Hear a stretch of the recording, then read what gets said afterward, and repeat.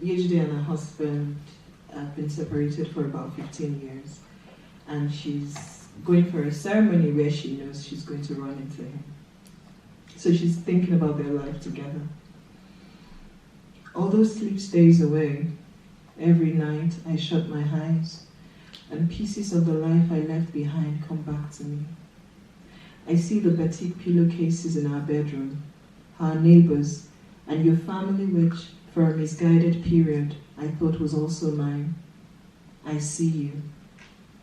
Tonight, I see the bedside lamp you gave me a few weeks after we got married.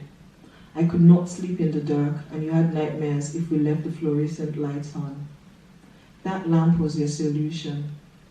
You bought it without telling me you'd come up with a compromise, without asking me if I wanted a lamp.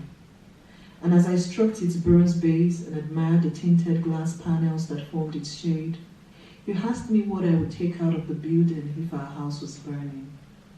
I didn't think about it before saying, our baby, even though we did not have children yet.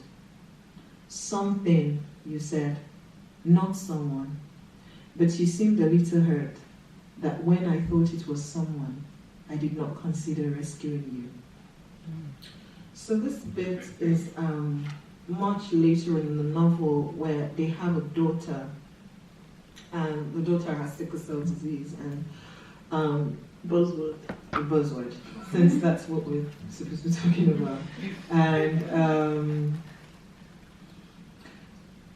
yeah, this is really about a mother's conflicted feelings about our relationship with this child.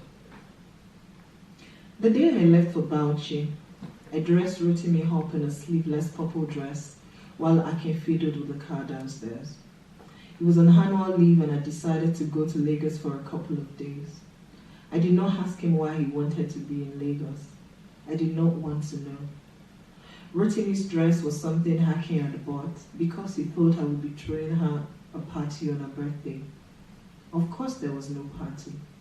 But Rotimi liked the dress, and every time she wore it, she would slide her palms over the lacy bodice and smile.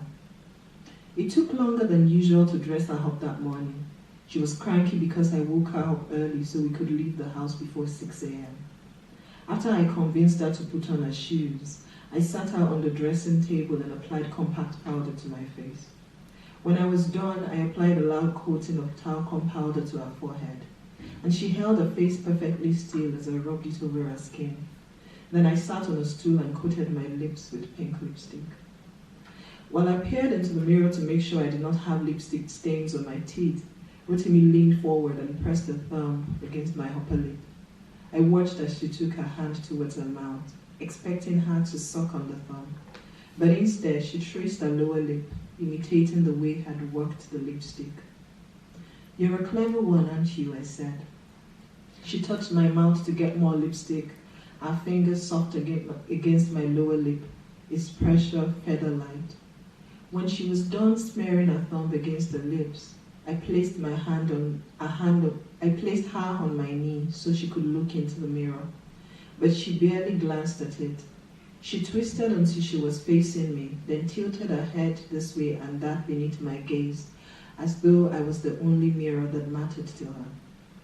You're the fairest of them all, I said, to the one child whom I never told stories.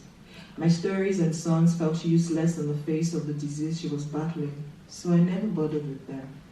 I did not tell her tales. I wanted to heal her, save her. And as she pressed her lips together the way I had done moments before, I wanted to clutch her to myself until she somehow went back into my womb, from where she would re-emerge with a new genotype, forever free from the constant threat of pain and disease. It wasn't until Rotimi squealed that I realized I was gripping her shoulders and panting. I let go.